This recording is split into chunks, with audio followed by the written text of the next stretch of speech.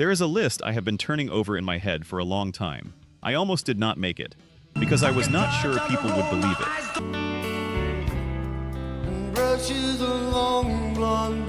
This is the list of rock legends who helped shape the heavy metal universe, who were in the DNA of it, and then went on record, very publicly, saying they could not stand it.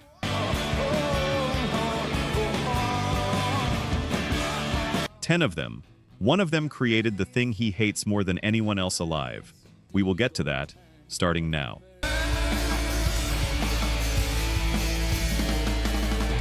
Number 10. Noel Gallagher.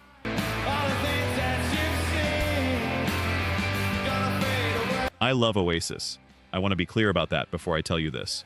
There is a version of this story where Noel Gallagher is the absolute last person you expect to show up on a list like this.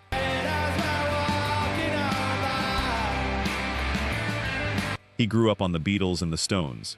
He wrote anthems that could fill a stadium in any decade. He is, by any fair measure, the songwriter of his generation.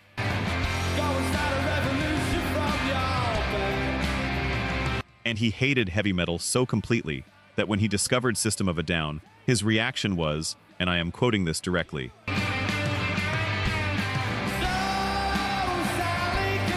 "Do you ever look at the sky and think, I'm glad I'm alive? After I heard System of a Down, I thought, I'm actually alive to hear the shittiest band of all time, which is quite something when you think about it." End quote. Which is quite something.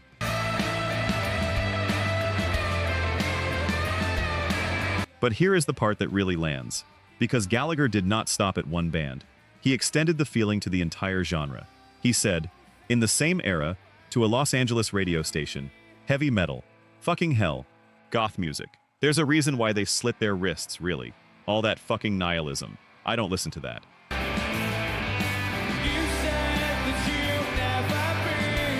Now, I want to be honest with you. I disagree with him. There is extraordinary music inside that genre. But what I cannot argue with is the specificity of the contempt. That is not a man who half-heartedly dislikes something. That is a man who has thought about it, arrived at a very firm conclusion, and has zero interest in revisiting the question. And I will say this. He is consistent. You know where Noel Gallagher stands on almost everything. Metal is just one of many things he cannot abide.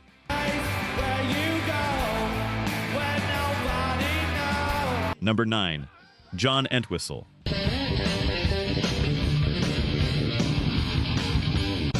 The Who. I need to be upfront about something. There are 2 members of The Who on this list. You will meet the other one shortly.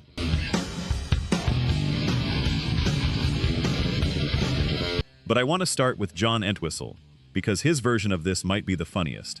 Entwistle was the Ox, the bassist, stone-faced on stage, lethal behind the instrument, quiet in the way that certain very powerful things are quiet, like a storm that hasn't started yet.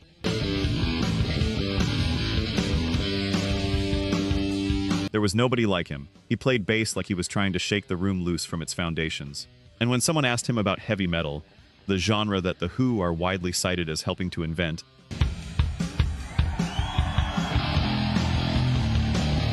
he considered it for a moment, and then he said this, "I'm only interested in heavy metal when it's me who's playing it.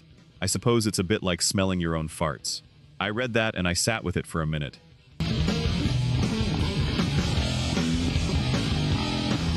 Because on one level, it is simply very funny.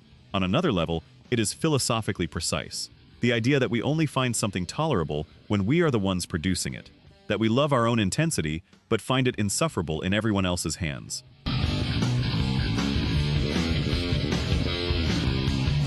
But mostly what it tells you is where Entwistle stood.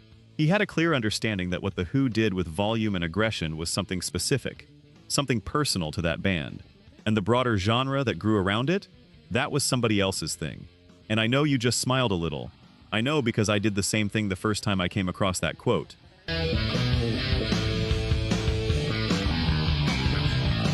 Let's look at the numbers. Only 9% of you are actually subscribed. Honestly, that's tough to see.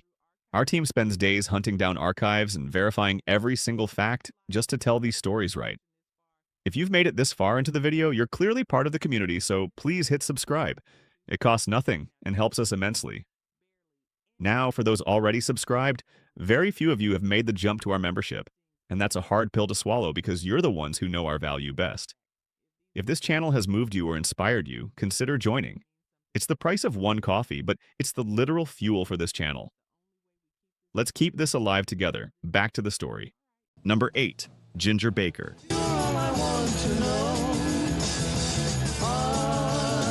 Cream Ginger Baker did not suffer fools, did not suffer journalists, did not suffer most people, and absolutely did not suffer heavy metal. I have a great deal of admiration for Ginger Baker, not just because of what he did behind a kit, which was genuinely unlike anything that had existed before, the African rhythms, the jazz feel, the sheer physical force of the man.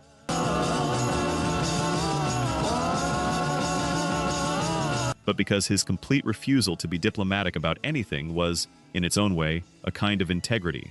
Cream is on every short list of groups that helped create the conditions for heavy metal.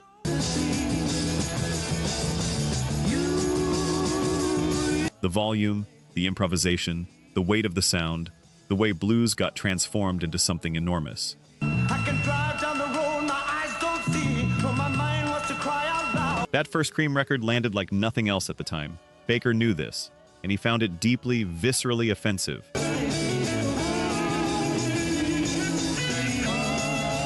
When asked about it in a Forbes interview later in his life, he said, "I've seen where Cream is held responsible for the birth of that sort of thing. Well, I would definitely go for aborting."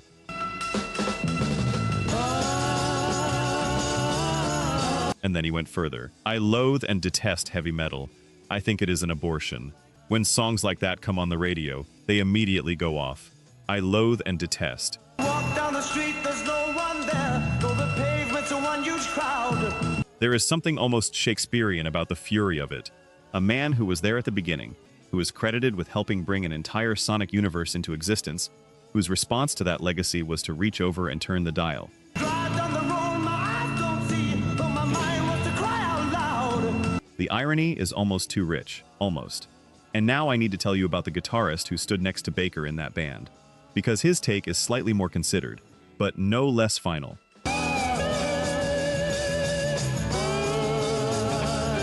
Number 7. Eric Clapton.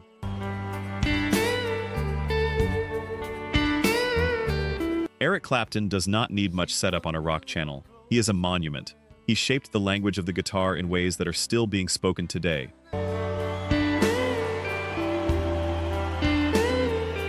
And in 1986, when someone asked him about the heavy metal bands dominating the charts, specifically bands like Rat and Deathclaw, he was thoughtful about it.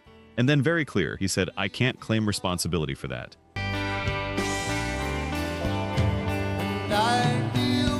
If anything, I may have had something to do with the sound of the guitars being like that. But in terms of what is played, I haven't heard anyone from those groups. They just make a lot of noise, and they don't have a melodic thing at all. It's sort of anti-melody. And I am a bit too romantic for all that. A bit too romantic for all that. I love that phrase.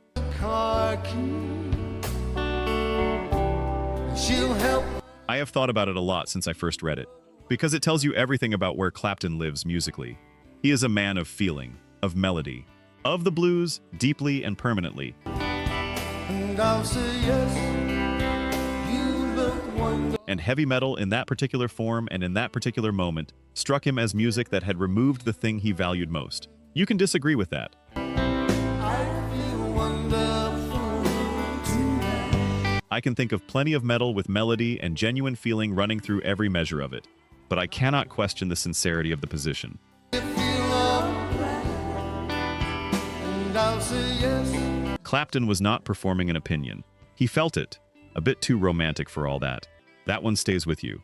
The next number is where this whole list starts to feel like something more than a collection of quotes. It's late in the evening. Number 6. Pete Townshend, The Who.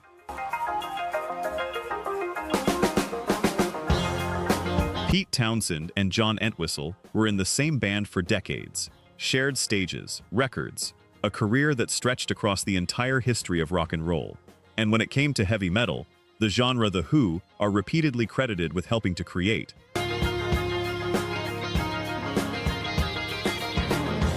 They arrived at roughly the same place from completely different directions. Townshend thinks in ideas. He does not just play, he theorizes.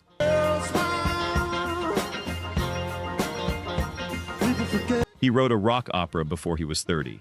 He has spent his entire life pushing against whatever category someone tried to put him in.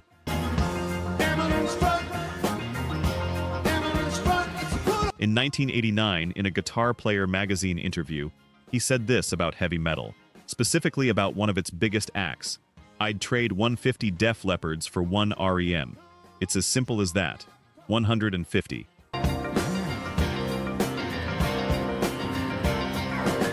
He did not say he preferred other music. He did not say he had mixed feelings. He went with 150. And that specificity tells you everything about the depth of the feeling.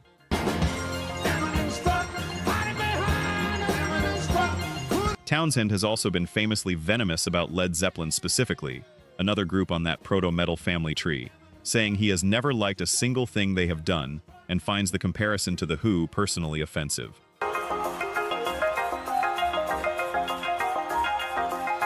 He sees what The Who created as something pointed and specific, and he sees heavy metal as what happens when that energy gets copied and the meaning gets left behind in the process.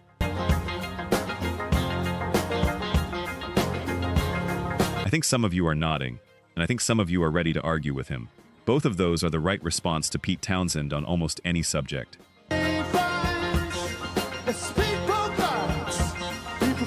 Number 5. Ian Gillan. Deep Purple made in Japan.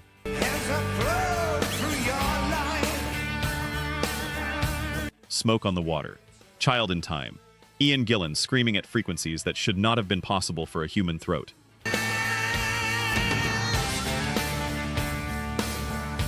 Machine Head sitting there in 1972 as one of the most uncompromising rock records ever made.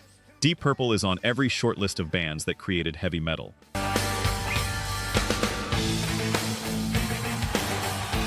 Not influenced it, not inspired it, created it, along with Black Sabbath, along with Led Zeppelin.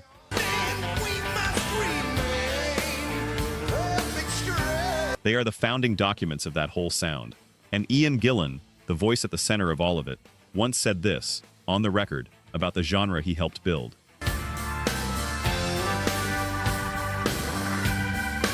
Heavy metal drives me bonkers. It makes me want to vomit. Heavy metal really is a pile of puke. End quote. I know, I know.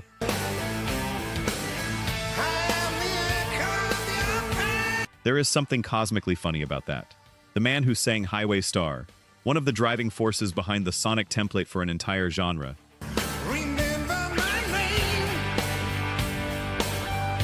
describing that genre as something that makes him want to physically expel the contents of his stomach. But here is the part I want you to sit with.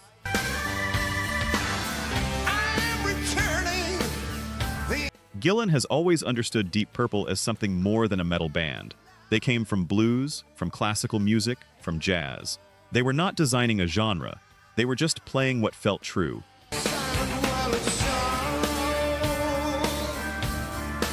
And the genre that grew around and beyond what they had done, particularly in the 1980s, particularly as it fractured and multiplied and became something very different from what Gillan had been part of, that was not what they had in mind.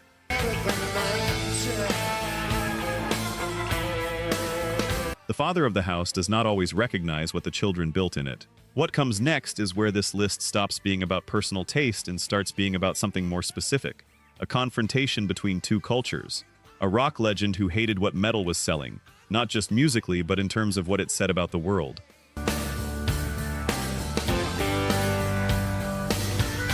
Number 4. Keith Richards.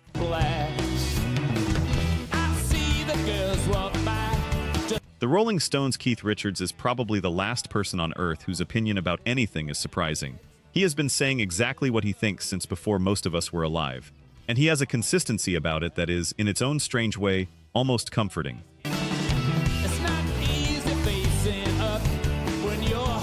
In 2015, in an interview with the New York Daily News, he was asked about the state of rock music, about heavy metal, about the genre and what he made of it.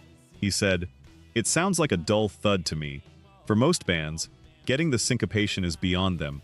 It's endless thudding away, with no bounce, no lift, no syncopation."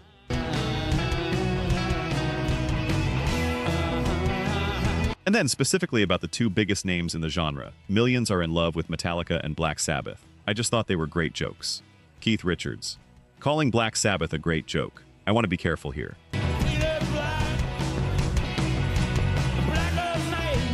Because I think what Keith Richards is doing is not simply being dismissive. He is a blues purist. He grew up on Chuck Berry, on Muddy Waters, on music where the groove, the syncopation, the human feel is the whole point.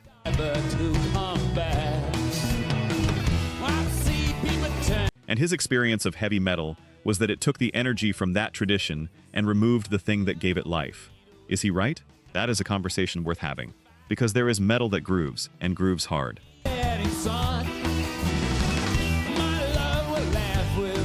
Metal with feel in every note. But I understand the frame. If you grew up on Little Richard and someone played you Rain in Blood, I understand how you might look at it and say, this is not what I was looking for.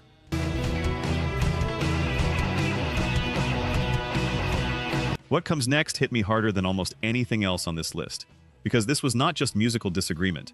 This was personal, the kind of personal that only comes from having watched something up close and decided it was not what it claimed to be.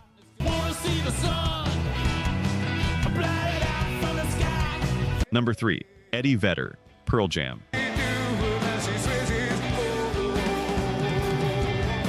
I used to spend time around rock clubs when I was young, not as a performer, just to be near the music.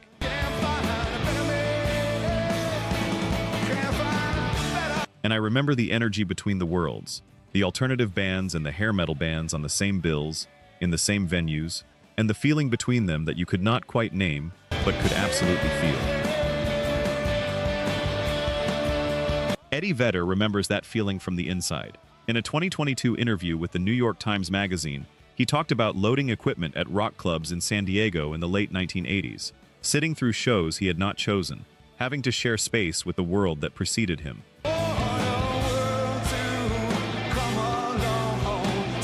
He said, I'd end up being at shows that I wouldn't have chosen to go to, bands that monopolized late 80s MTV, the metal bands that, I'm trying to be nice, I despised.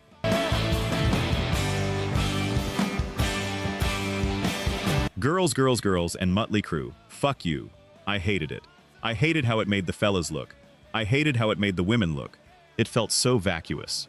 Vacuous. That is the word that cuts. Because Vedder was not critiquing the musicianship or even the attitude, really. He was critiquing what it meant, what it said.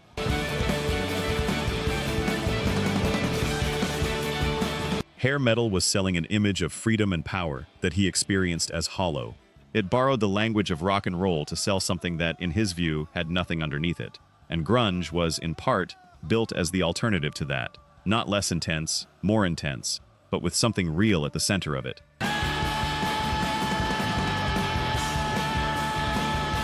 And then Nevermind came out. And within 2 years, almost all of it was gone. You already have a sense of where this is going. The next 2 numbers are the ones this whole list has been building toward. 2 people, whose names are inseparable from where heavy metal came from. I have been waiting to tell you these since I started.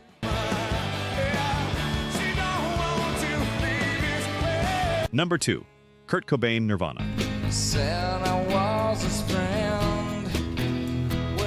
Here is the thing people forget about Kurt Cobain. Before he became the face of the generation that killed hair metal, he was a kid in Aberdeen, Washington who loved heavy metal. Genuinely. He has said it himself.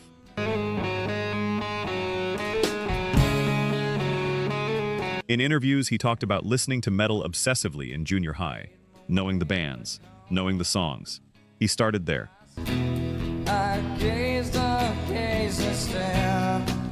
And then something shifted. He started looking at what metal had become by the late 1980s, the version that was dominating MTV, that was everywhere on rock radio, that had become the dominant language of loud music. And he heard something he could no longer connect to. Not the music he had loved in its early forms, but something that felt, to him, like a performance of that thing. He said, I was looking for something a lot heavier, yet melodic at the same time. Something different from heavy metal. A different attitude. A different attitude. That phrase is doing enormous work.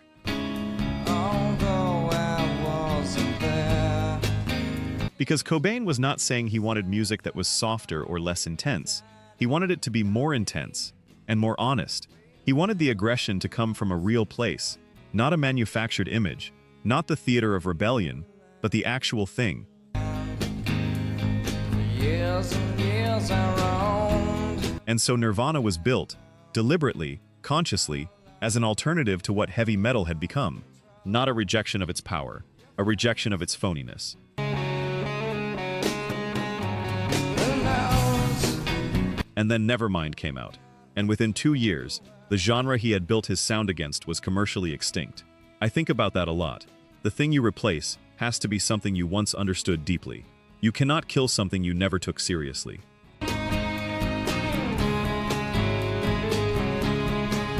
Number 1. Robert Plant, Led Zeppelin.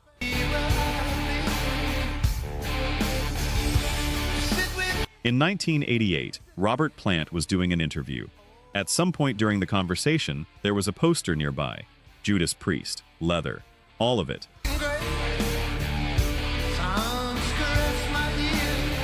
And someone asked him about it, about Led Zeppelin, about the connection, about what had grown out of what they had created.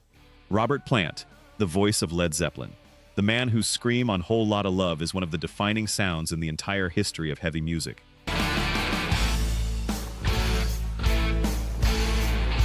The singer whose phrasing, whose tone, whose whole presence on a record directly inspired generation after generation of metal vocalists, pointed at that Judas Priest poster and said, "If I'm responsible for this in any way, then I am really, really embarrassed. Sit with that."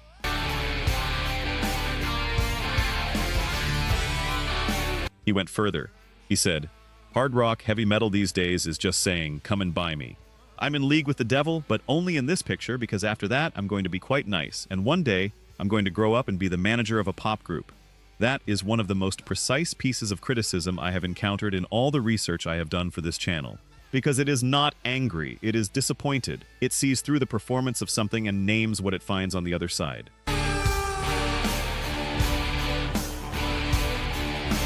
And then in 1994, when MTV asked whether Led Zeppelin was a heavy metal band, he said, "It's journalistic complacency and claptrap." Not just no. Journalistic claptrap. Here is what I keep coming back to. Robert Plant did not hate metal because it was loud or dark or aggressive. Led Zeppelin was all of those things. He hated what he saw as the inauthenticity of what it became. The theater of it, without the feeling underneath. The image without the soul attached to it.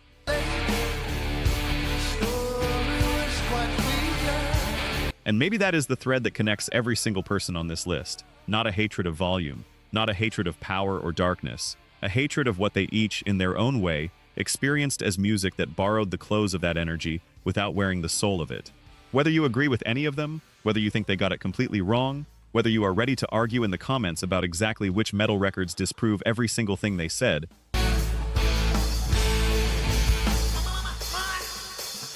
I think that distinction is worth carrying with you. Because the music we come here for, the rock music that changed things and meant things, the reason it matters is exactly because of what is underneath it. The real thing. The feeling that is not performed. That is what all 10 of these people were trying to protect. Even when they said it badly. Even when they went too far. Even when the quote ended up being a joke about bodily functions. They were all, in the end, trying to protect the same thing we come here for every single time we press play.